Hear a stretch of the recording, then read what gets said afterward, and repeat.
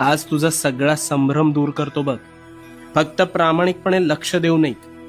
मला सांग, आंब्याच्या झाडाचे बीज रोवून सफरचंदाचे झाड उगवलेलं तू ऐकलंयस का कधी? नाही ना.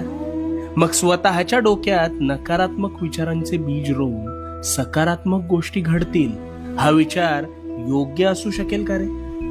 कदापि नाही. पण हेच घडतंय तुझ्या बाबतीत. तू एखाद्या गोष्टीचा आरंभ संकल्प करून मोठ्या दिमाखात करतोस, पण काहीच दिवसात अपेक्षित यश मिळत नाही, म्हणून नकारात्मक विचारांचं तोरण आधीच मनात बांधायला सुरू करतोस. आणि मग गोष्टी मनासारख्या होत नाहीत, म्हणून कायम रडत बसतोस. नकारात्मक विचारांचं ग्रहण लागलंय रे तुला. तुझ्या विचारांच्या संभ्रमात तुझ्यावर नकारात्मक विचार हळूहळू तुझ्या नकळत आरूढ